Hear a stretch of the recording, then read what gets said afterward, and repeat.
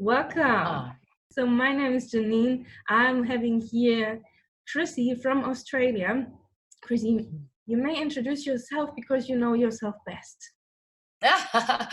okay, well, my name is Charley. My spirit name is Firemain, and I am an activist living on the east coast of Australia.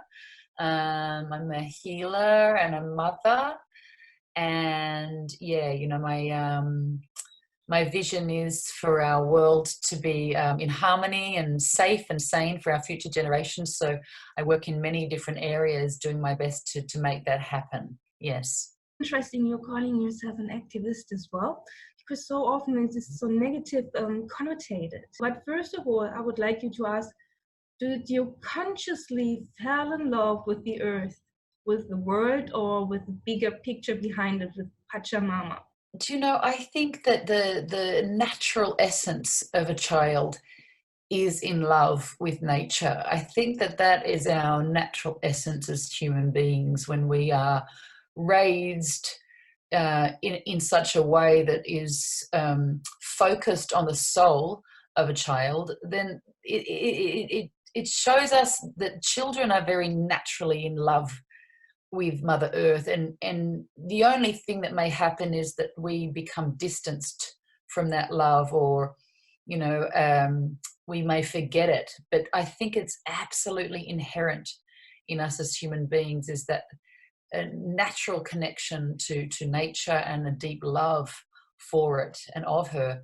So I cannot remember a moment when I consciously fell in love, but I can remember all throughout my life being stunned by the beauty of nature, being absolutely gobsmacked, left speechless and breathless at the beauty, the stillness, and the deep wisdom of nature.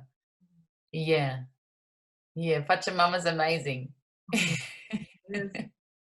Gave that connection a kind of guidance to you that you followed a path on it, or how did you become who you are now, or what you are now?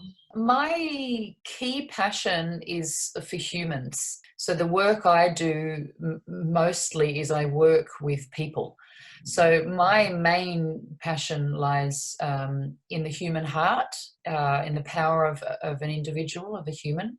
And so again, I think just as much as our love of nature is inherent, I think our purpose and our passions are inherent. Yeah, it was very clear to me, even as a child, and as a young teen in the playground at school, that I was very keen to listen to people. I wanted to listen to their problems and help, and sit knee to knee and talk. So, it was always in me. It was always in me, this deep love of humans, and wanting to understand them, and empathy, a strong sense of empathy. And yeah, that just developed, although I didn't get into it immediately. Once I left school, I did the rebellious thing and partied like a crazy in Europe for many, many years, and shook my fists at the establishment and did all that. But then, I came back to the path of my soul, which was to help humans heal. And I found that path mainly, or I should say, I strengthened up in that path by healing myself. So that was the key element to understanding where to go with, how to heal, was the experience, getting my own experience of what worked and what didn't. And I was very lucky to find a particular group and modality of healing that I still haven't found anything quite as successful and efficient in healing people. And I was lucky to dive into that modality to heal my own trauma and my own upsets ancestral and childhood stuff. And I went very deep and hard into that, into my shadow to get the answers, to dissolve everything that was holding me back. And it was an intense few years, but I did it, and then came out with, tools, processes, tools, and a modality that I had seen work very well for myself and for many, many others. So with that, I then trained in that, and went forward from there. Can you dive into that a bit more? So what was the moment that you decided you want to do some healing on yourself? So for me, I was about, 28, and it just dawned on me, Janine. I was living in Europe for close to 10 years, and toward the end of that stay, I had an odd, depression. It became a little even sort of agoraphobic. I didn't want to go outside. I was experiencing extreme anxiety, which I'd never really experienced. It just came to my consciousness, right? I've got to go home. I've got to stop running away and face the music, as we say in English. Face, the upset in my heart. And so it was almost as if the suppressed emotion of my particular journey really just bubbled up so much that I couldn't ignore it. It was so obvious that I had deep upset that I wasn't really looking at. And at that time, a dear friend who was in Australia, we were on the phone, I was telling her what was happening, and she was with this particular group healing her story, and she said, just get on a plane, come back home and do some of this work. It will. And everything she was saying about what she was experiencing, that she was learning, the concepts they were presenting, everything resonated so much. I was feeling like I was popping. I was having these awareness changes as she was talking. I thought, oh no, this is it. This is what I must do. So I went home and I jumped straight in to this group and started doing all the work that they offered. The group doesn't exist anymore, unfortunately, but the concepts and the brilliant work that was created by the founders still is in operation with some of us that were trained there. And very simply, to explain it very simply, the processes were communication style. So, psychotherapy, just communication back and forward with a healer and the client. But the processes and the questions that were asked in these processes, they take the client so much deeper into their heart than anything else I've ever seen. They are the right questions in the right order. And what I was taught when I was trained in these processes and what I witnessed was that the questions of the process that we follow, they really almost track the natural way that the heart unravels and empties. So many, many times when I have been facilitating this process, the client will start talking about the next question before you even ask it. It's actually a very natural way. The way the questions are asked are exactly how the heart wants to empty and unravel. And so it's a beautiful and very, as I said, natural process, but that takes someone very deep. Very deep indeed. And I've been practicing and facilitating these processes since I was trained in them. So for 13 years, I've been using these processes in my practice with my clients, and 95% of clients agree that it is the deepest work and the most efficient work, and it's very powerful. So yeah, I was lucky. I have to, I have to say I was so lucky to just walk straight into that when I know that there's so many healing modalities that don't go anywhere near the truth or the depths, and that can have a lot of people in a lot of hopelessness, Oh, yes. coming back to the healer for months or years even, Yes. and no real change. That Marketing that stuff. upsets me very much, actually. Yeah, yeah, same for me. Mm. I like to see people rising, getting on their feet as well. But anyway, you moved on from there and you explored then other healing modalities because you were guiding travels to Peru as well. So how did that then came up? So at that time in my life, so this was my second child had been born, so we're coming through to my 32nd year, and again, it's so funny, isn't it? These questions are making me realize that it's in our darkest moments, that the dawn comes, that new really big breakthroughs come. So again, this was really the darkest time of my life. I'd separated from the father of my children, and it was deeply traumatic for me. And I decided to jump on a raw diet, as just trying to help me, not turn to alcohol or, to drugs or anything like that. I was like, okay, I'm going to eat, 100% raw food and living food and just nourish myself like that. And it was the best decision, one of the best decisions I've ever made. It really catapulted me out of a very dark state. And at that time, it was David Wolfe who was a huge inspiration to me. And I was reading his books and following him online. And then I wanted to meet him. I was like, I've got to meet this brother. And it was him that was offering an experience to meet and travel with him in Peru.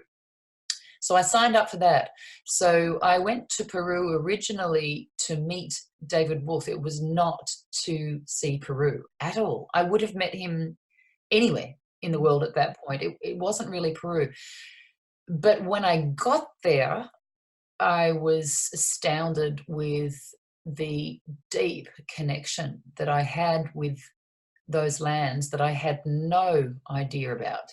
And within, days of arriving, truly, like in my first week, I was there for 1 month, that first visit.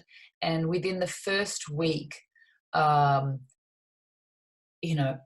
was hearing telepathic communication from the shamans who were nodding at me and saying, you're back. And, mama coca, the coca leaves, which is how the shamans divine over there, mama coca was saying, you're back. You were an Incan princess, and you're back. Thank God you're back. And I would drink the plant medicines and I would hear the mountains speaking to me. It was the most incredible experience.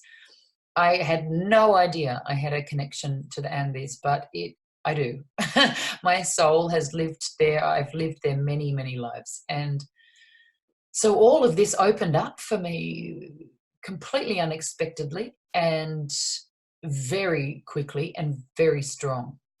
So my second visit, I went back 6 months later with my 2 small children for 4 months that time. And it was after that visit that a dear friend there who works in tourism, and he said, would you like to be in groups here?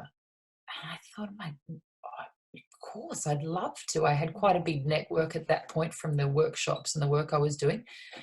And he shared with me that Luis Quispe, who is a Pampa Meseyok shaman of the Queros, who are the wisdom keepers of the Andes, had dreamt of me bringing many, many people.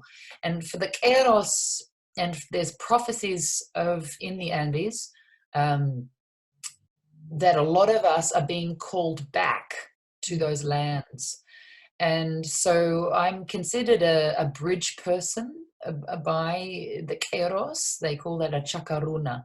So I am, I have a role. I had no idea, but I have a role in that prophecy to bridge the people back to the ancient wisdoms that that are held there by the wisdom keepers in the Andes.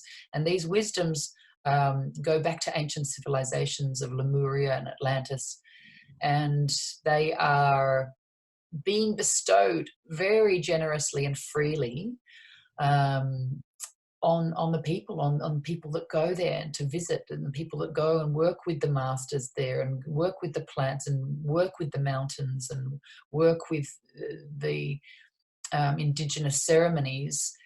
You receive a lot. There is a lot that is being generously offered by that spiritual culture right now. So yeah, that's how that all happened. So I've been doing that for the last 7 years. The source is always saying the Keros are the incarnation of the Incas and the descendants of the Incas. You find that everywhere, but it goes even way more back. The knowledge, the wisdom goes way more back in time then. Yes, I mean, I personally don't have physical evidence of that. That is something that we feel into, sense and journey with, really with the plant medicines and those energies that open us up to much more information that is recorded in the physical universe. Now that you have those two modalities. Yes, I also I use my voice to heal also. So I've been doing that, a lot of that in the last 8 years. So I have a few tools. Yeah. How can you make the distinction between those tools you are having? What is good for the people? What's good for the people? Well, in my experience, what happens is that when we are upset or traumatized, we end up wearing or carrying heavy energy in our energy bodies, our emotional bodies. So this is kind of where we bridge the psychotherapeutic world and the shamanic world. So what is very key in the healing journey is simply to release or dissolve that heaviness.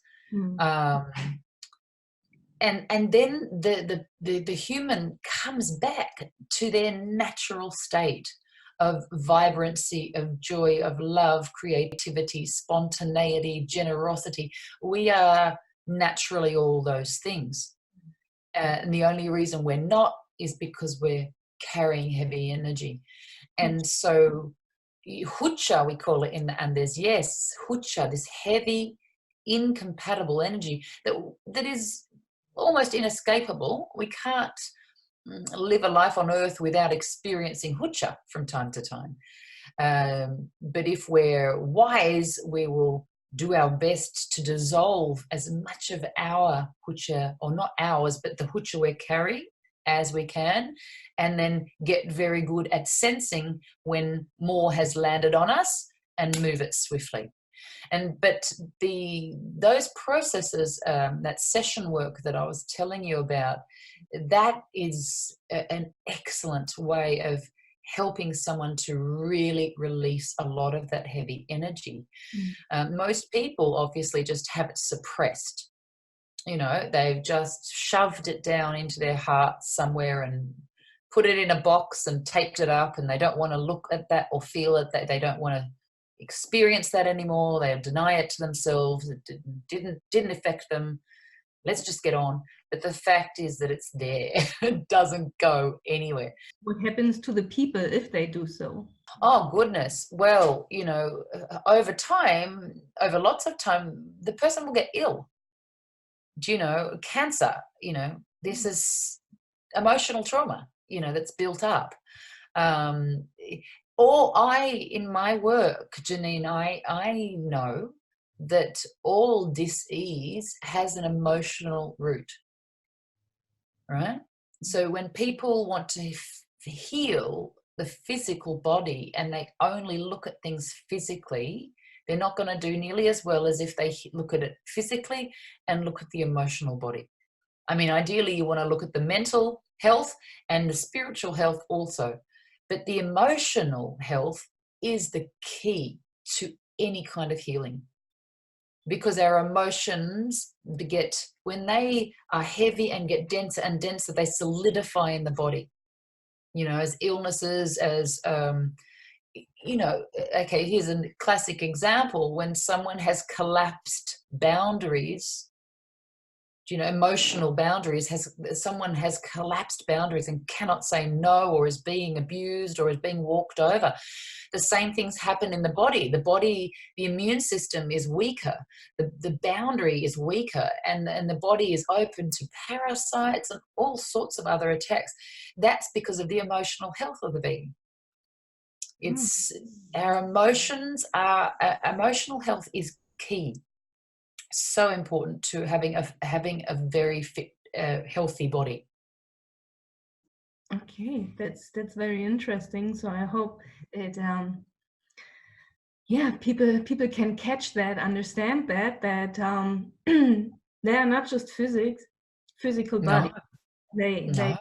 They have so many other layers. So what would you say is the purpose of healing then? Healing all those levels of a human being? For me, the purpose of healing is so that we can be of best service to our communities and to our planet.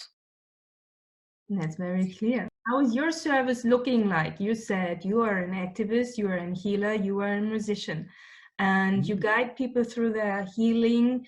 You fight against 5G, for example, and you're singing for healing. So how can you be in service all the time, and what's your power behind that? Well, it depends on what you choose to do with your life. Some people aren't interested in serving others or their community or their, humanity or anything. Most of us are. Most of us are really interested in helping in some way, whether we're into permaculture or whether we're, interested in working with animals or children, or a lot of us really do love helping. Humans love to help in some way. And for me, that's what brings me the most joy, is to be of service to this planet's ascension process, or I should say humanity's ascension process, our awakening. That's what drives me. I want to do that. So when you ask, how can I be of service all the time? Well, it gives me energy. I want to do that. When we are walking our purpose path, meaning doing what we love, doing what we're passionate about, we are given energy that feeds us. So that's how I can do it all the time. I don't really get fed or satisfied by, just doing stuff for me,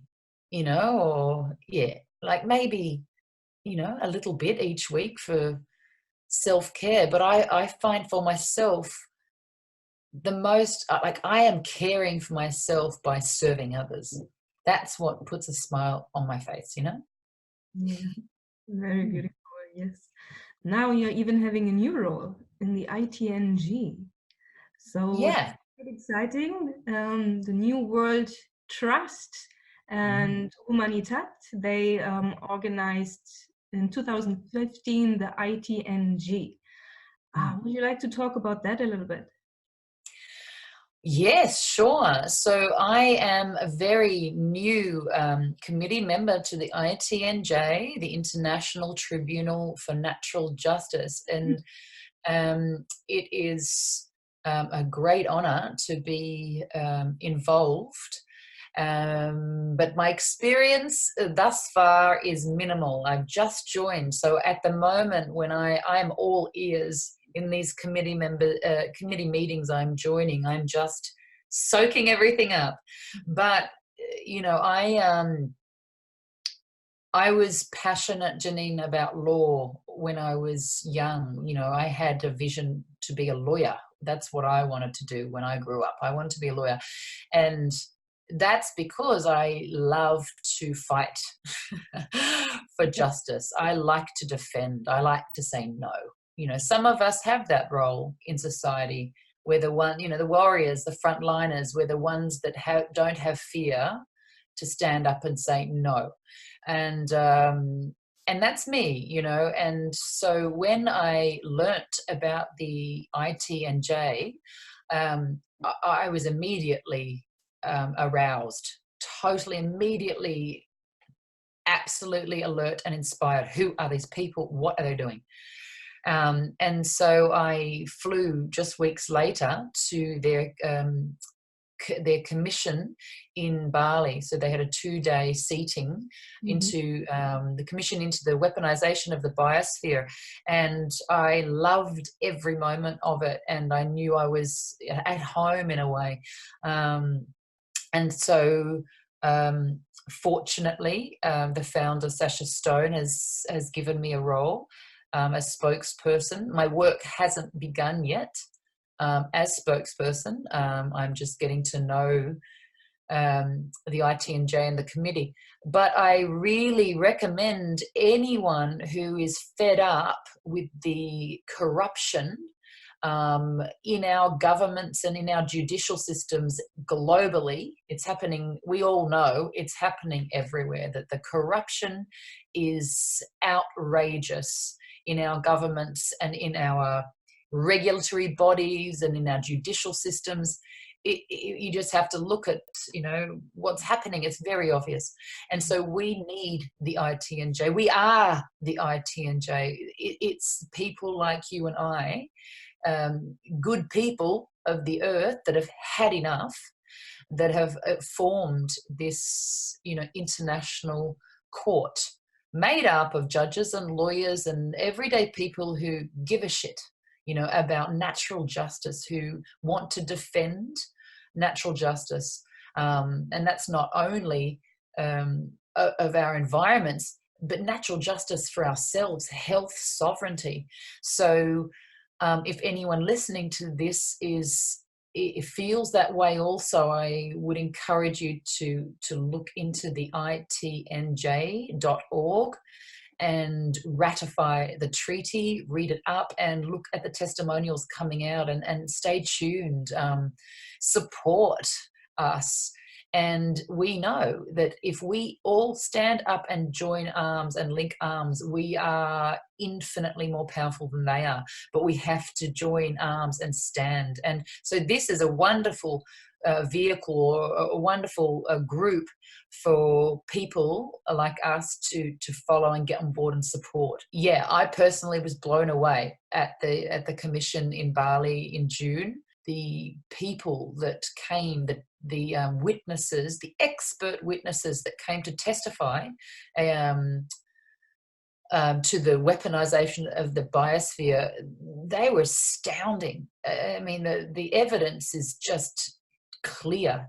And these testimonies are all coming out through the ITNJ on video, and we, you know, we hope that people will listen and share. And join us, you know, join and stand with us to, as I always say, to take back planet Earth. Like, we got to take it back. It's our planet, you know, it's ours. It doesn't belong to these small few psychopaths that are in order, that are destroying everything consciously. It doesn't belong to them. It belongs to us. And we want it in our safe hands. And so we must take our power and take back our Pachamama. And it seems it's another big calling for you. This time not in one of your darkest moments, maybe one of your brightest moments. Thank you. Yes.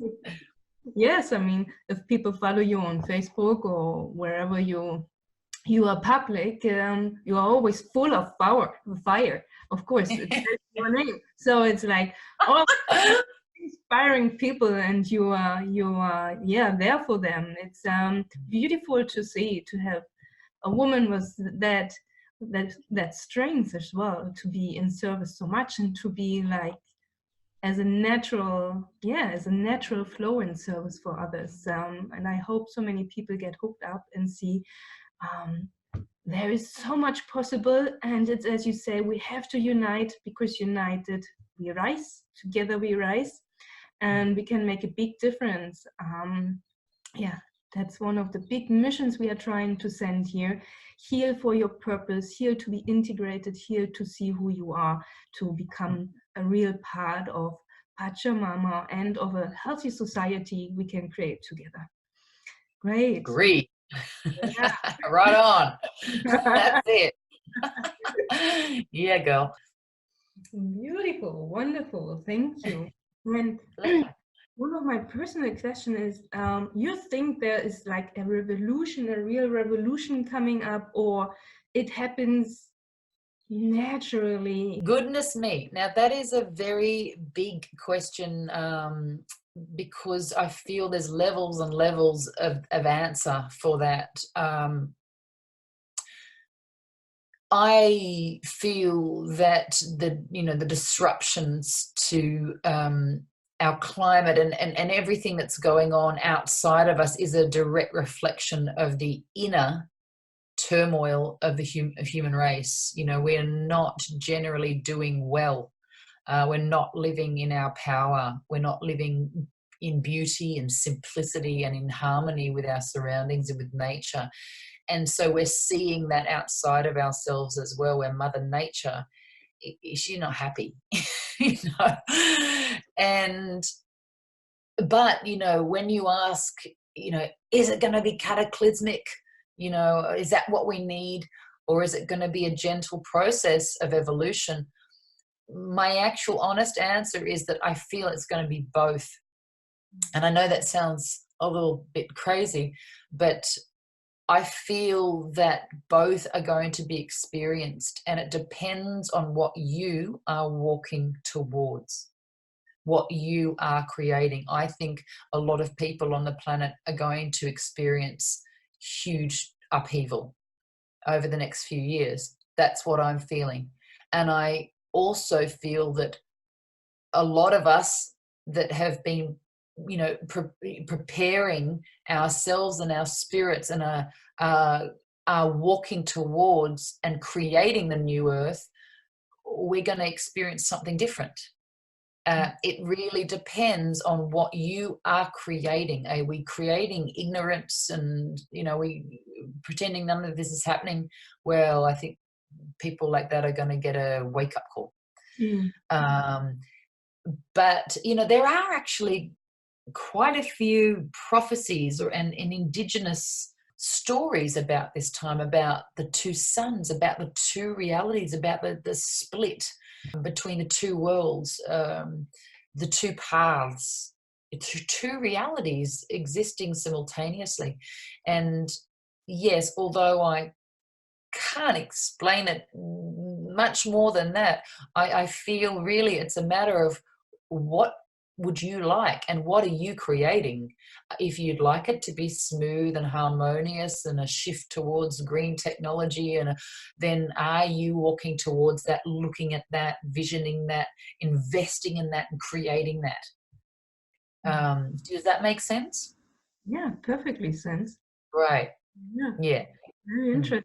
Great, thank you. It's not just what we create as collective, that there is even this big split that's even, I would say, way more interesting and exciting than that we all walking together, and we have to have this clash inside of us. But if we are splitting already, then we can way more respect. You go your way, I go my way, and we somehow co-create a new world on one or the other structures. Yeah, I mean, it is a great mystery. No one really knows. We're going to see, aren't we? But the idea is that we create what we want to see, like actively, and that's what an activist is. An activist is someone who's really actually doing the work, creating, not just at home hoping for change and just clicking share on Facebook when that's not action. At all. That's laziness. Action is really standing up and be taking sacrifices, making sacrifices, and in our own personal lives to stand up and put our heads on the line. Yeah. That's activism. And you would say activism goes through the heart nowadays? Because Oh, absolutely. Yes, we call it sacred activism. I mean, I don't know in your country and your language, but activism here doesn't mean violence. No, it just means someone who is standing up against the madness. So it's protest, or it's whatever it is, but it's not violence. It's just using our voice and our body to say, absolutely not. We are not going to allow this. This is what this is good control. We must use good control right now. So much craziness going on out there. We've got to say no. Otherwise, it's just going to steamroll us. Yeah. I grew up with Greenpeace and so on, and always looking at Greenpeace and how great Greenpeace is and so on. But they can be quite rough as well and go not always with the heart, I would say. Many people have that in their head, activism is something pushing and forcing. Well, I mean, pushing isn't bad either. War, attack, this, we have to defend. There is serious crime going on all over the planet. Pachamama is being attacked, and so are humans. Our health sovereignty, and we do need to stand. I mean, we can't be afraid of pushing, and look, it depends on our role. Some of us are meant to be meditating peacefully up mountains, and some of us are the warriors. And usually it's the warriors on the front line that actually get the job done, because, we do have to face the shit. People don't want to look at the shit. They just sort of want to look at it and then pretend it's not happening and go to the yoga class. And it's like, no, we have to face it. Like the white blood cells, they face the enemy direct and they go straight for it. And they don't just sort of have a cup of tea with it. They attack. We do need to push. These forces that we're up against are strong. They are organized. Oh, yeah. These criminals are organized, and we do need to push. Absolutely. And organize ourselves. Absolutely. I hope we all carry a smile like you. Me too. I'm a happy lady. Thank you for listening and watching the interview. The interview is provided by Lahari Peace. Lahari Peace is a platform that spreads peace. So whoever wants to ride on this peaceful wave or is riding the peaceful wave, you're more than welcome to join us, to sign up and to connect with all the people that are on there. So let's co-create a new world, because it's all about co-creation. Be aware, be conscious, be mindful. Namaste, Pamparios. Thank you.